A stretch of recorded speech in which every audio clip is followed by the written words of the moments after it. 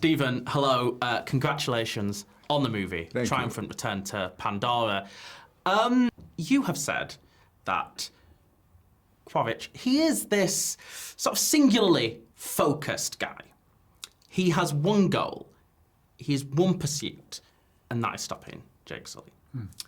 When returning to this villainous character, is it a challenge to find these sort of new depths? Because, I mean, you always manage to sort of like breathe new life into the ways that he is villainous. Yeah, I think that he has remained on mission almost in word, but perhaps not so much in deed as Fire and Ash progresses.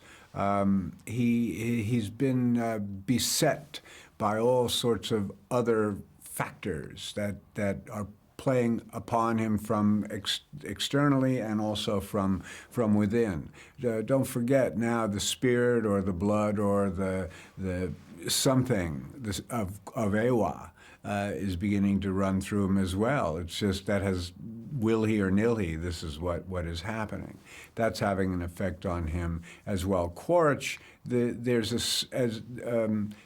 his singular purpose is kind of like Pandora itself, sort of in a way expanding. There are tendrils that are going in all kinds of directions, both emotionally and spiritually, with the character. They have to do with the inclusion of Spider into his life, with the meeting of Varang, and just his relationship with Jake Sully, because of circumstances, has begun to evolve or change.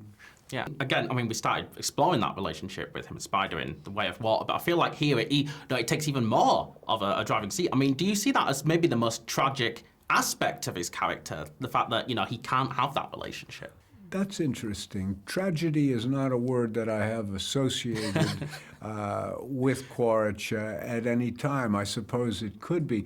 There are aspects of grief within this story, but they have not touched him, particularly at this point. I think that there is sort of some regret, a sense of regret, a sense of inadequacy, and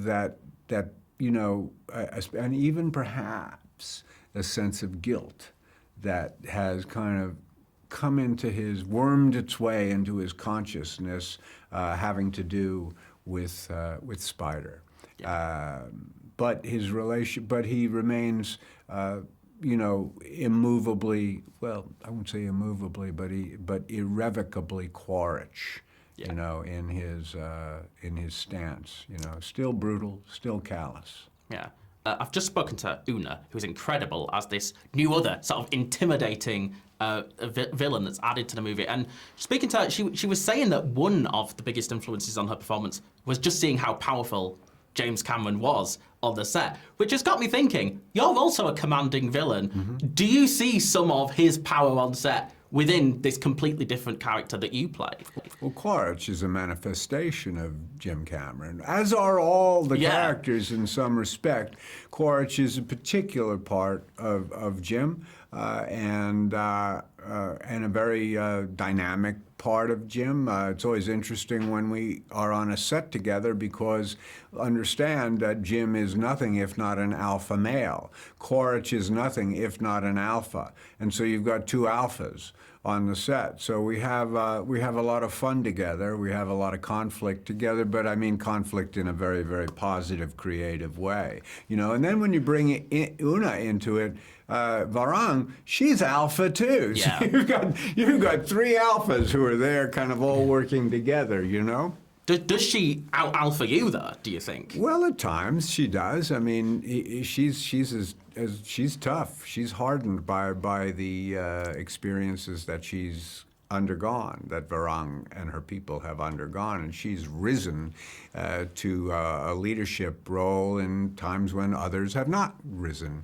to that. So sure, she's special. She and Quaritch recognize qualities in each other that are complementary and also can be kind of very, go kind of head to head. So there's always going to be an aspect of domination and submission, and this is kind of going to be, it's going to float. Yeah.